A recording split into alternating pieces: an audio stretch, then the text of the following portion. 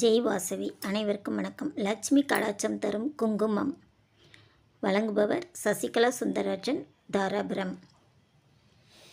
நெற்றியில் குங்குமம் பொட்டு ஏன் வைக்க வேண்டும்? பெண்கள் நெற்றியில் குங்குமம் பொட்டு ஏன் வச்சுக்கணுங்க? அதை பற்றி நான் உங்கள்கிட்ட பகிர்ந்துக்க போகிறேன். புருவ மத்தி தான்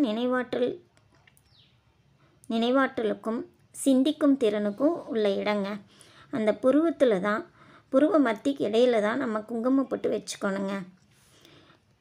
இந்த போகக்கலை இப்பகுதியை ஆக்னை அப்படின்னு சொல்கிறாங்க. ஆக்னை சக்கரம் இங்கே இருக்குது அப்படிங்கிறாங்க.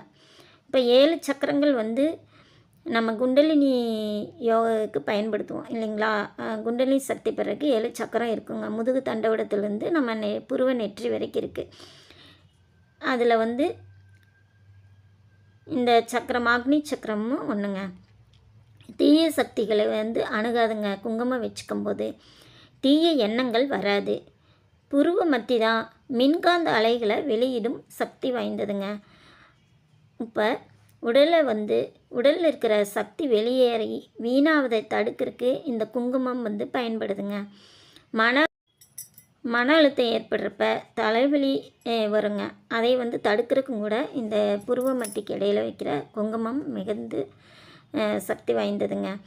அப்போ தான் நம்ம வாழ்வில் மங்களகரம் ஏற்படுங்க. மகிழ்ச்சி ஏற்படும். நினைப்பதெல்லாம் நடக்குங்க. மங்கையரோட பொக்கிஷம்னு கூட சொல்லலாங்க. நம்ம எந்த பெண் வீட்டில் குங்குமம் வச்சுக்கிட்டு வராங்களோ நெற்றியில், அந்த குடும்பத்தில் தரித்திர நிலை விலகுமுங்க. அடுத்தது பார்த்திங்கன்னா தன்னம்பிக்கை வளர்க்குமுங்க. கிருமி நாசினியும் கூடங்க.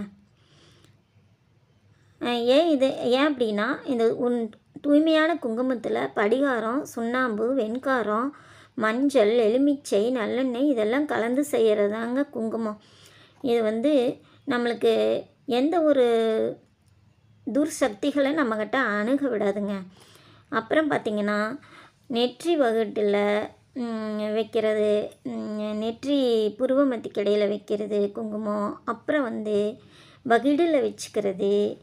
அப்புறம் தலை வகிடில், அப்புறம் மாங்கல்யத்தில் வச்சுக்கணுங்க. இந்த இடங்களெல்லாம் மகாலட்சுமி வாசம் செய்கிறாளுங்க.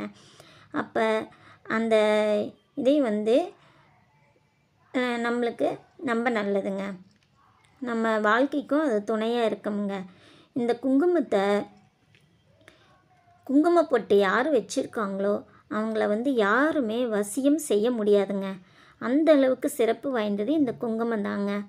இந்த குங்குமத்தில் பார்த்திங்கன்னா நல்ல சுத்த குங்குமத்தை ஹரித்ரா குங்குமம் அப்படின்னு கூட சொல்கிறாங்க.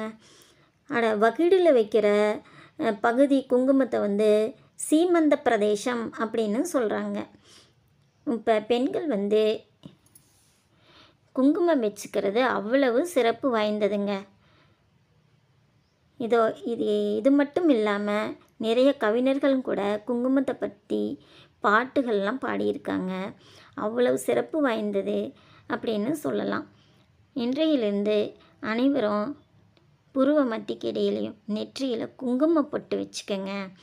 ஆசா வச்சு சுத்தமான குங்குமம் வச்சு உங்கள் வாழ்வு செழிக்கணும்னு நான் வேண்டிக்கிறேங்க. அனைவருக்கும்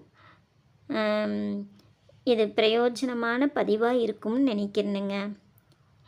நன்றி, வணக்கம்ங்க. சொல்வது உங்கள் தாராபுரம் சசிகலா சுந்தரராஜன். நன்றி, வணக்கம்.